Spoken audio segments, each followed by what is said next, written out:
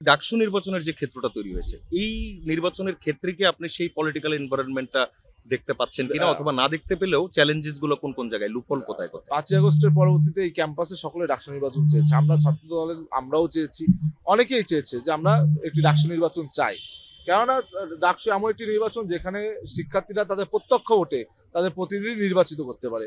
অর্থাৎ বাংলাদেশ যেহেতু এখন গণতান্ত্রিক অগ্রযাত্রার পথে ধাবিত হচ্ছে, আমরা চেয়েছিলাম যে বাংলাদেশের শিক্ষার্থীরা, এই যে ইয়াং জেনারেশন 4 কোটি তরুণ ভোটাধিকার পাওয়া সত্ত্বেও ভোট দিতে পারেনি, এই ইয়াং জেনারেশনের একটা বড় প্রতিনিধিত্ব ঢাকা বিশ্ববিদ্যালয়ের শিক্ষার্থীরা, তারা তাদের ভোটাধিকার চর্চা করুক এই ডাকসুর মাধ্যমে। আমরা সেটি চেয়েছিলাম, কিন্তু এইখানেও কিন্তু আমরা একটি অসম প্রতিযোগিতা লক্ষ্য করছি।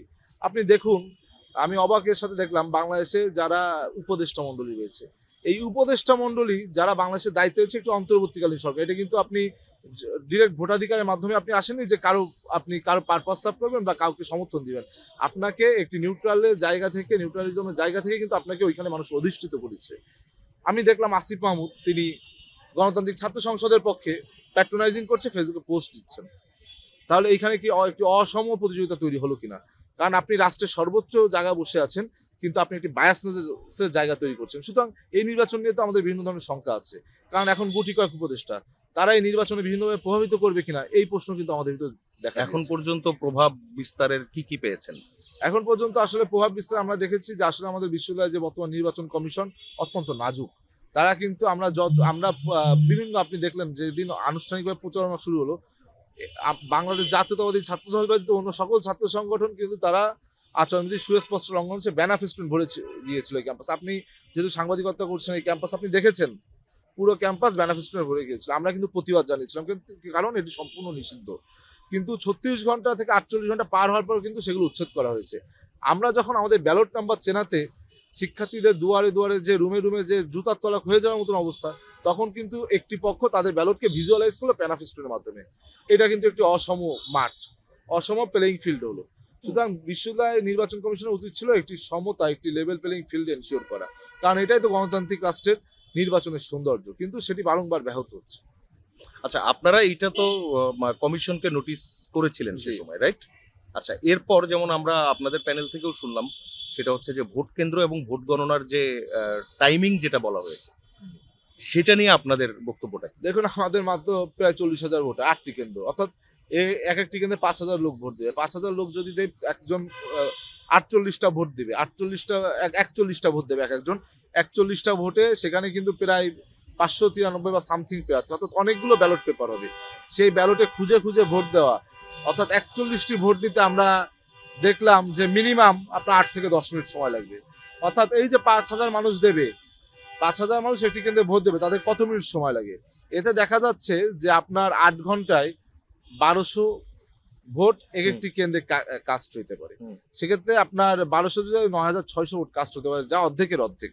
আমরা দেখেছিলাম 19 সালে আপনার একটি কৃত্রিম লাইন তৈরি করে নির্বাচনকে বাধাগ্রস্ত করা হয়েছিল, কিন্তু এখন এই প্রকৃত লাইনই তো এটা বাধাগ্রস্ত হয়ে যাবে, কারণ মাত্র 8টি আপনি কেন্দ্র দিয়েছেন, এখানে 40,000 শিক্ষার্থী। আমি যদি আলোচনার সাথে বা তর্কের খাতিরে আমি ধরেই নিই যে ধরেন 30,000 বা 32,000 ভোট কাস্টিং হবে, সেই ক্ষেত্রেও কি এই ভোট কাস্ট করা সম্ভব কিনা 8টি কেন্দ্রে? এই জন্য কিন্তু আমরা আমাদের জায়গা থেকে নির্বাচন কমিশনকে বারবার বলছি, কিন্তু নির্বাচন কমিশন একটি মজার বিষয় বলেছে। দেখুন কত ধরনের সংকট এই নির্বাচনকে কেন্দ্র করে। তারা বললেন যে আমরা টেন্ডার আহ্বান করেছি, কেউ বিট করেনি, সবাই ভয় পাচ্ছে, কেউ বিট করেনি, একটি কোম্পানি বিট করেছে, তাদের 8টি মাত্র মেশিন আছে, এই জন্য 8টি ভোট। অর্থাৎ কত ধরনের ডিলেমায় নির্বাচনকে কেন্দ্র করে। তা ভাই, আপনার যদি নির্বাচন করার সকল ধরনের টুলস না থাকে, আপনি নির্বাচন করছেন কেন? কারণ আপনি যদি শিক্ষার্থীরা তাদের উৎসব মুখর পরিবেশ তৈরি হচ্ছে, তারা ভোটাধিকার প্রয়োগ করতে চায়, সেই ভোটাধিকার প্রয়োগের ক্ষেত্রে তারা এসে যদি এক ধরনের হেনস্থার শিকার হয়, কারণ লম্বা লাইন, একজন শিক্ষার্থী কতক্ষণ লাইনে দাঁড়িয়ে থাকবে, এবং কেন্দ্রগুলো দূরে দূরে একাডেমিক্যাল বিভিন্ন ইনস্টিটিউশনের কেন্দ্র, সেই কেন্দ্রে তো আমার মনে হয় শিক্ষার্থীরা এক ধরনের বাধাগ্রস্ত হচ্ছে, কারণ তার লম্বা লাইন। একজন শিক্ষার্থী 8 থেকে 10 মিনিট দিতে হলে যিনি 25 বা 30 নম্বর লাইনে থাকবেন, লাইনের 25 বা 30 নম্বর সিরিয়াল থাকবে, তার তো মিনিমাম 2 ঘন্টা অপেক্ষা করতে হবে একটা ভোট দিতে। তা ঢাকা বিশ্ববিদ্যালয়ের শিক্ষার্থীরা তো সেই ক্ষেত্রে আপনার উৎসবের ব্যাপারটা মেলানো যাচ্ছে। আবার একটি বিষয় দেখুন, ডিলেমার শেষ নেই। হঠাৎ করে নির্বাচন কমিশন প্রেস ব্রিফিং এর দিন বললেন ক্যাম্পাসে আর্মি ডিপ্লয় হবে ইলেকশনের দিন। অর্থাৎ আমার মনে হচ্ছে যে নির্বাচন কমিশন যেন এক ধরনের প্রতিযোগিতা নেমেছে কিভাবে শিক্ষার্থীদেরকে এই নির্বাচনে অংশগ্রহণ করতে অনুৎসাহিত করা যায়।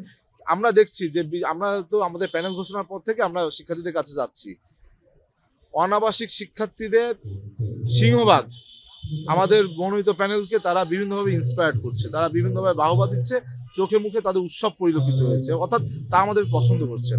আবার আবাসিক শিক্ষার্থীদেরও একটি বড় অংশ কিন্তু আমাদের পক্ষে, আমাদেরকে বিভিন্নভাবে তারা ইন্সপায়ার করছে এবং আমাদেরকে সমর্থন জানাচ্ছে। ঠিক এই সময় আমাদের মনে হচ্ছে এই নির্বাচনকে প্রভাবিত করার জন্য অনাবাসিক শিক্ষার্থীদেরকে বিভিন্নভাবে নির্বাচন থেকে দূরে সরিয়ে রাখার জন্য এক ধরনের কিন্তু কলা কৌশল শুরু হয়েছে। কারণ আপনি দেখুন, আমাদের যারা অনাবাসিক শিক্ষার্থী তারা বেশিরভাগই কিন্তু তাদের পিতামাতার সাথে ঢাকা শহরে বিভিন্ন জায়গায়, সবাই না, মোস্ট অফ দেম, তাদের পিতামাতারাও তো ভাবছে যে ছাত্র রাজনীতি, ছাত্র নির্বাচন একটি আনন্দমুখর পরিবেশ হওয়ার কথা, কিন্তু কি এমন 9 সেপ্টেম্বর ঢাকা বিশ্ববিদ্যালয় হবে যে এখানে আর্মি ডিপ্লয় করা লাগবে। এই ক্ষেত্রে কিন্তু তাদের পিতামাতারা উৎসাহ হারিয়ে ফেলছে এবং তাদের সন্তানদেরকে ভোট দিতে অনুৎসাহিত করছে। কারণ কোনো পিতামাতাই তো চায় না আমার সন্তান সমস্যায় পড়ুক। আপনি যদি একই কথা, এই ঘটনা রেস ধরে আরেকটি কথা বলতে চাই, 2007 বা 2008 সালে কিন্তু মহাসিন হলে আর্মি ক্যাম্প ছিল, সেইখান থেকে মহাসিন হলে ছাত্রদের সাথে সংঘর্ষের সৃষ্টি হয়, যেই সংঘর্ষ 1/11-কে দীর্ঘায়িত করেছিল। সুতরাং আমরা ভাবছি যে ডাকসু নির্বাচন কিন্তু গণতান্ত্রিক বাংলাদেশের যে অভিযাত্রা, তার একটি যাত্রা শুরু হয়েছে, তার প্রথম ধাপ, যেখানে মানুষ দীর্ঘদিন ভোট দেয় না, ভোটাধিকার প্রয়োগ হবে, এবং এটা হচ্ছে প্রাথমিক ধাপ, এবং এর পূর্ণাঙ্গ ধাপ হলো জাতীয় নির্বাচন। সুতরাং এই ডাকসুকে কেন্দ্র করে যদি ডিলেমা তৈরি হয়, জাতীয় নির্বাচন ঘিরে কিন্তু দেশীয় এবং আন্তর্জাতিক বিভিন্ন ষড়যন্ত্র বিদ্যমান, এটা তো আপনারা কেউ অস্বীকার করতে পারবে না। কারণ আমাদের প্রতিবেশী রাষ্ট্র ভারত আমাদের বাংলাদেশের বর্তমান অবস্থাকে ভালো চোখে দেখছে না, সেটা কিন্তু আমরা সবাই বুঝছি। সুতরাং দেশীয় এবং আন্তর্জাতিক ষড়যন্ত্র যখন বাংলাদেশের জাতীয় নির্বাচনের বিপক্ষে বিভিন্ন ষড়যন্ত্রে বিদ্যমান, তখন বাংলাদেশের মানুষ কিন্তু এই ডাকসুর দিকে তাকিয়ে আছে। এই ডাকসুকে যদি আমরা বাধাগ্রস্ত হই, এই ডাকসু যদি কোনোভাবে বিলম্বিত হয়, সেক্ষেত্রে আমার মনে হচ্ছে জাতীয় নির্বাচন কিন্তু বিলম্বিত হতে পারে, জাতীয় নির্বাচনে এর একটি ইফেক্ট করতে পারে। সুতরাং এই ডাকসুকেও কিন্তু আপনি শুধুমাত্র ঢাকা বিশ্ববিদ্যালয় কিংবা শিক্ষার্থীদের মধ্যে সীমাবদ্ধ রাখলে হবে না, বা আপনি সীমাবদ্ধ এটা ভাবলে হবে না। অবশ্যই ডাকসুও কিন্তু এখন জাতীয় অঙ্গনে, জাতীয় রাজনীতিতে একটি গুরুত্বপূর্ণ ইস্যু। আচ্ছা, ভোটের মাঠে আছেন, আপনি জিএস পদে লড়ছেন, আপনার সঙ্গে প্রতিদ্বন্দ্বী প্রার্থী আরো সব মিলিয়ে তো 19 জন মনে হয়, রাইট? 19 জন আছে, তার মধ্যে প্যানেলেরও প্রার্থী আছে এবং স্বতন্ত্র প্রার্থীরাও আছে। আপনি ভোটের মাঠে কাদেরকে বেশি কাউন্ট করছেন, অথবা কাদেরকে ইগনোর করা পসিবলই না?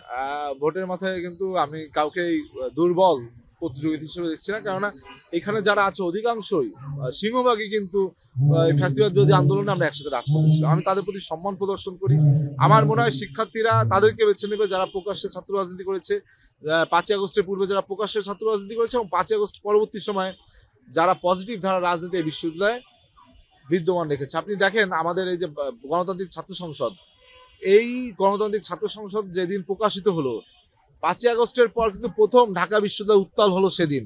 এই মধুর ক্যান্টিনে তারা কমিটি ঘোষণাকে কেন্দ্র করে হাতাহাতি, মারামারি, ধাওয়া পাল্টা ধাওয়া, অর্থাৎ শিক্ষার্থীদের যে রাজনীতি প্রতি একটা ট্রমা ছিল, ছাত্র রাজনীতির প্রতি, কেননা গত 17 বছর ছাত্রলীগের দুঃশাসন, নিপীড়ন, দমন, এটা থেকে শিক্ষার্থীর ট্রমা ছিল। সেই ট্রমা থেকে কাটিয়ে কিন্তু শিক্ষার্থীরা আস্তে আস্তে রাজনীতিমুখী হচ্ছিল বিভিন্ন আমাদের ছাত্র সংগঠনগুলোর পজিটিভ ধারার কারণে। কিন্তু সেই পজিটিভ ধারায় সেগুড়ে বালি দিয়েছে কিন্তু এই গণতান্ত্রিক ছাত্র সংসদ। তাদের কমিটিকে কেন্দ্র করে তারা এই ঢাকা বিশ্ববিদ্যালয়ের শিক্ষার নিরাপদ পরিবেশকে কিন্তু নষ্ট করেছিল। তারা যেদিন কমিটি ঘোষণা করলো, হাতাহাতি, মারামারি, বিভিন্ন নারী কর্মীদের উপর হামলা, এবং পরবর্তীতে অনেকে হসপিটালে চিকিৎসাধীন ছিল। অর্থাৎ শিক্ষার্থীরা কিন্তু তখন আবার একটু ট্রমাটাইজড হয়ে গেল যে ছাত্র রাজনীতিকে আবার পূর্বের ধারায় ফিরলো কিনা, আগে যে মারামারি রেশারেশি ছিল। কিন্তু সেখান থেকে কিন্তু আমরা আমাদের একটি পজিটিভ রাজনীতির ধারা বাংলাদেশ জাতীয়তাবাদী ছাত্রদল আমরা বিরাজমান রেখেছি, এবং ঢাকা বিশ্ববিদ্যালয়ের 40,000 ভোটার এবং ধরেন 1200 শিক্ষক রয়েছে, কর্মকর্তা কর্মচারী রয়েছে, এই যে প্রায় লক্ষাধিক কাছাকাছি এখানে জনশক্তি রয়েছে। আমার মনে হয় কেউ এক ন্যানো সেকেন্ডের জন্য ছাত্রদলকে দোষারোপ করতে পারবে না যে তারা শিক্ষার্থীদের বিপক্ষে যে গত 1 বছরে এই ক্যাম্পাসে কিছু করেছে। সুতরাং আমার এই জন্য মনে হচ্ছে যে ভোটের মাঠে আমাদের একটি জনপ্রিয়তা রয়েছে, এবং অন্যদেরও অবশ্যই জনপ্রিয়তা রয়েছে বা গ্রহণযোগ্যতা রয়েছে, কিন্তু শিক্ষার্থীরা আমাদেরকে বেছে নেবে বলে ধারণা করছেন আপনি। আচ্ছা,